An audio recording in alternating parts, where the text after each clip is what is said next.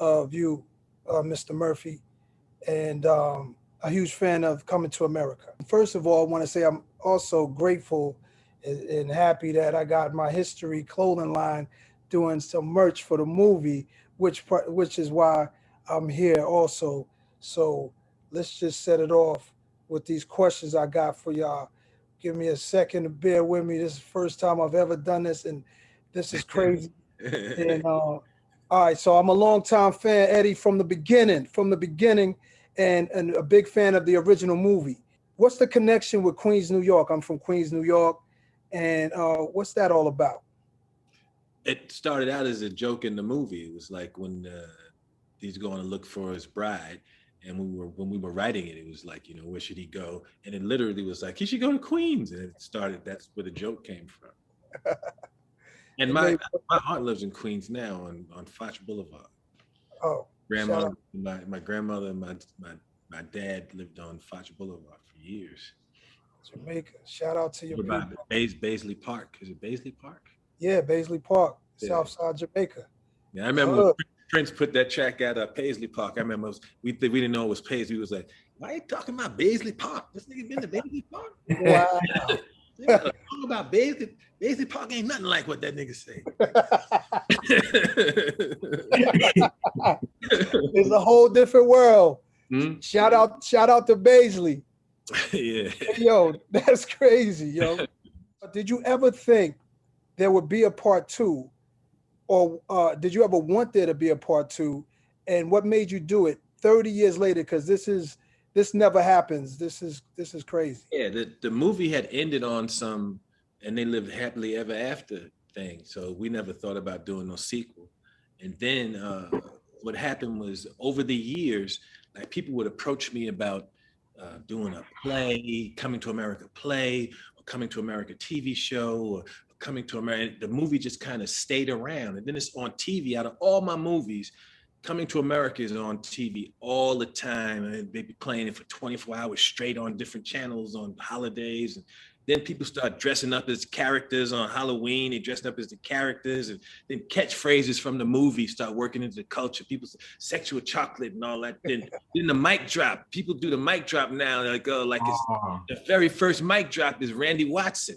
So I'm like, all this stuff from the culture, it's stuff that worked. This movie worked its way to where it became like a cult movie. And that's when I started thinking, well, maybe we should make a sequel. But it was like 25 years after the movie when all this stuff happened. Wow. What made you confident? What made you all confident that it would be, that we should bring it back again? Yeah, I was never afraid. Both movies are my ideas. I produced both films. And the second movie, I was like, I wasn't gonna make it until the script is right. We literally worked on the script for 4 years. It was 6 different versions of the script before the script got right. And I wasn't making it until it was right, because I was aware, you know, people, like, the movie had become like a cult movie, and it was people that really liked the movie and be watching it all the time. So it was like, hey, I'm not making this unless this is right, because I'm not having them people being like, oh, I can't even watch the real one now. Yeah. Eddie was hands-on set with everything, man. Every piece of the script, every line, he was very hands-on with all the culmination of every story bit, every arc. He was very hands-on with everything. I had someone tell me this year they just realized that, Eddie, it was you as the Jewish male.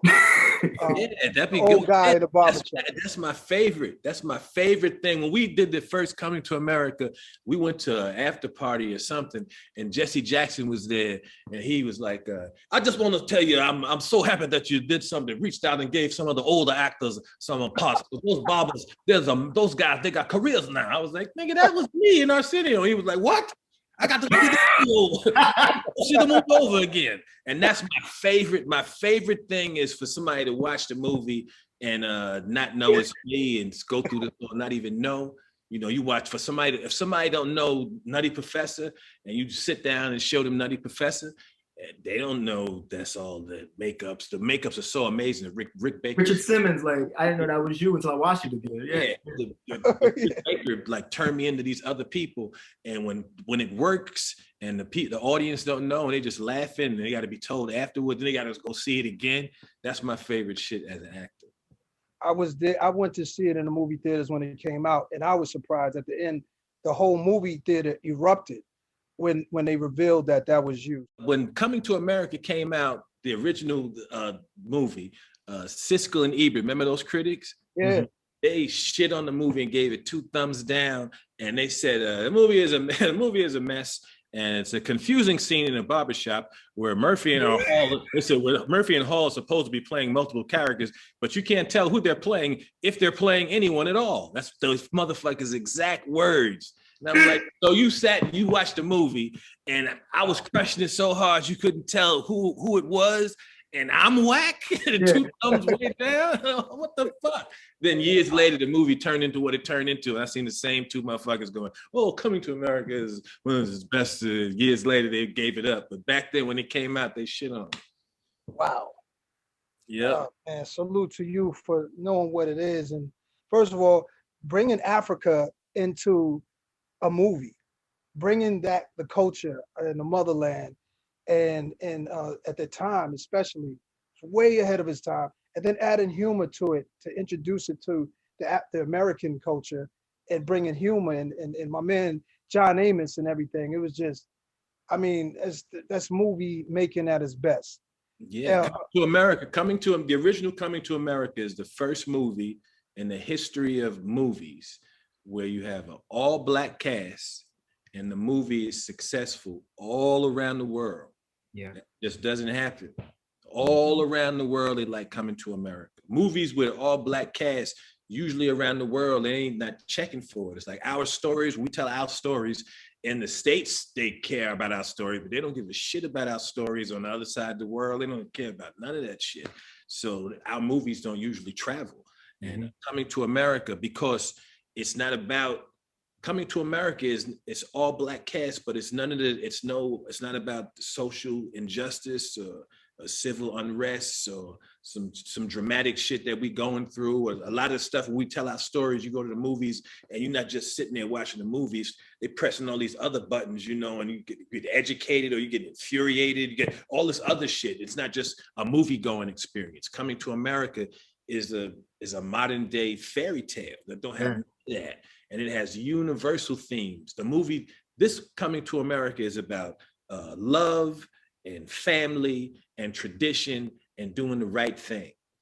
Those are the themes, and that's universal. Those are the themes in Fiddler on the Roof. Those are the same themes. Like, it's this universal themes that everybody can check for. And that's why the original Coming to America all around the world, because it's not like they don't want to see black folks. It's like they want to see stories that they can relate to. Right. And my brother looking into the camera and screaming, "Wake up!" You know, in Japan, they're like, "What the fuck?"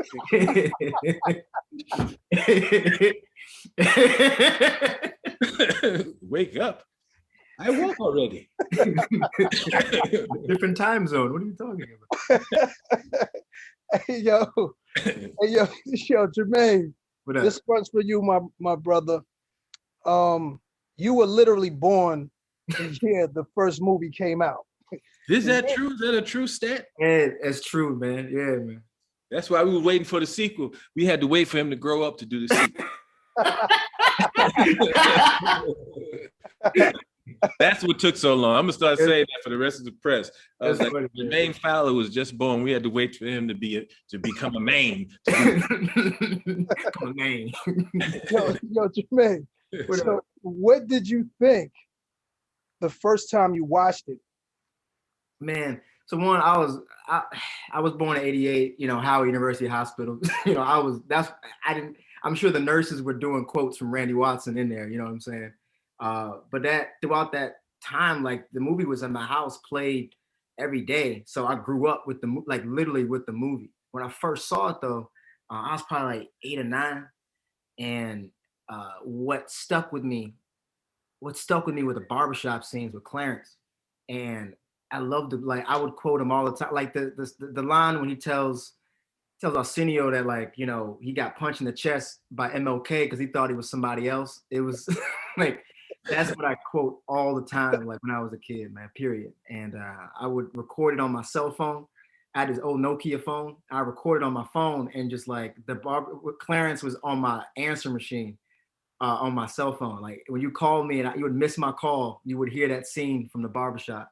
And it just stuck with me, man. I truly like it's a black, like Eddie said, man, it's a black fairy tale, but yeah, it's put into the culture. It became a cult movie. One of those movies that when it's on TV, if you flipping through the channel, all certain movies that you see, you'll stop. You'd be, oh, that shit. If I'm flipping through, I see What's Love Got to Do with It. I stop and watch, 15 minutes. And Coming to America is one of those movies. If you're flipping through, you'd be, oh, so you watch it, flip it on and see what part of the movie it's in, and it'd be like, oh, they already had that scene with I'm gonna watch that little piece. It's one of those movies. It just became global, man. And also, it's incredible that you saw my mans from Trading Places and you gave them the money.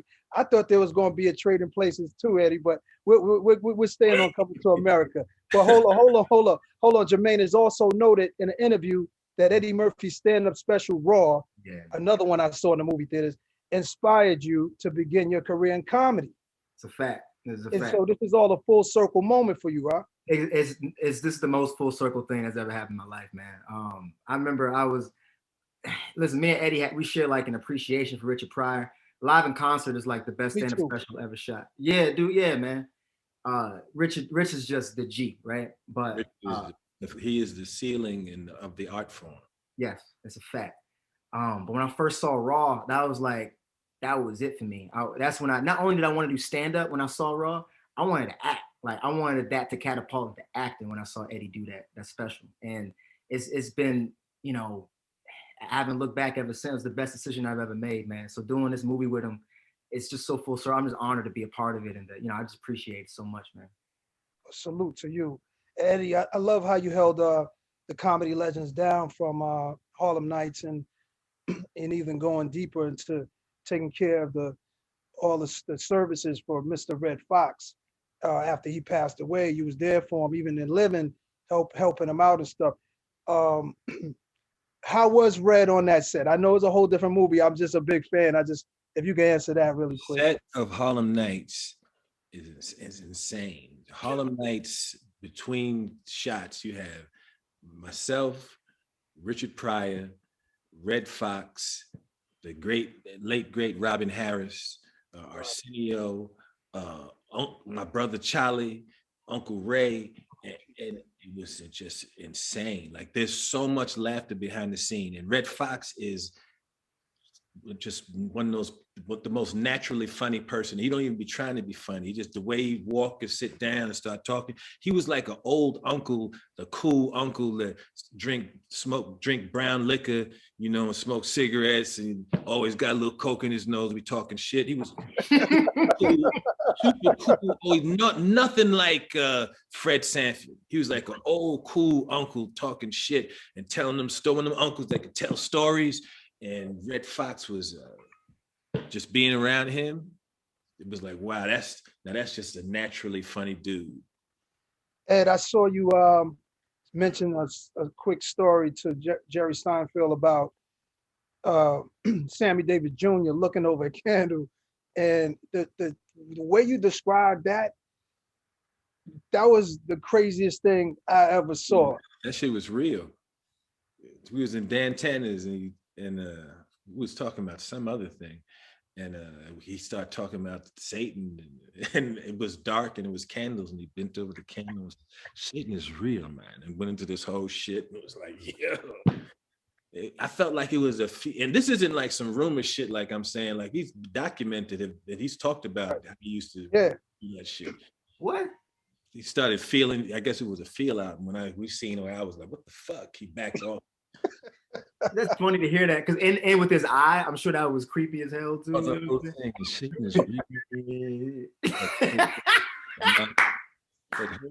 The coke mouth thing. This thing that Sammy does, is total cocaine mouth. Nobody talked about it. It's like, yo, this nigga's coked up.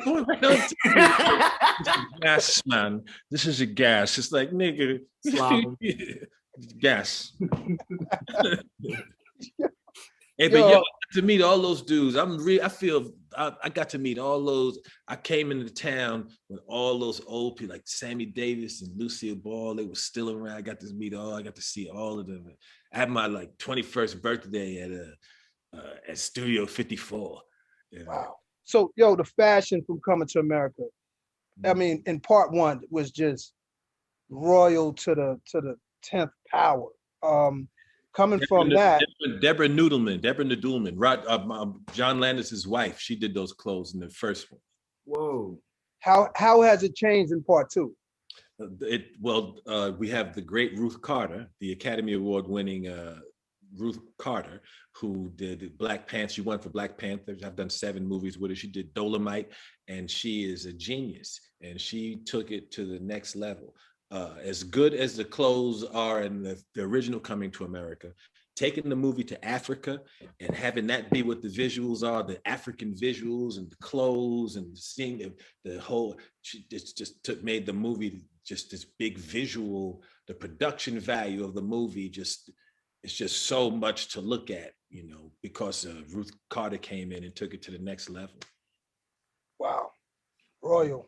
The clothes in the movie, the hair, all that stuff. Like never, ever, ever. We don't be being in movies like that where you see that it's all Black folks and we looking like this, and it's kings and queens and princes and generals and what? We just don't see that on the screen.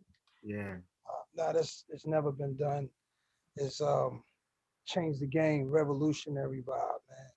You guys, how have you been doing during this whole lockdown situation? Y'all holding up all right? Yeah. Looks like it. I just want it to be over. I'm like everybody else. I ain't left the house. I haven't left my yard since March. I haven't physically left the house and yard since March. Yeah. I want this shit to be over. Yeah. They said at first it was just 3 months of this, you know? Yeah. I've been in sweatpants ever since, man. So this movie's gonna get us through it in a major way. We're all waiting for it. The trailer looks hilarious. It's just like I'm happy to see that it definitely came into, because I heard the rumors for years there was going to be a part 2. This never happens. Mm-hmm. So this is a big one for the world and everybody that's been waiting, sitting around, wondering if it's going to happen. It's finally here.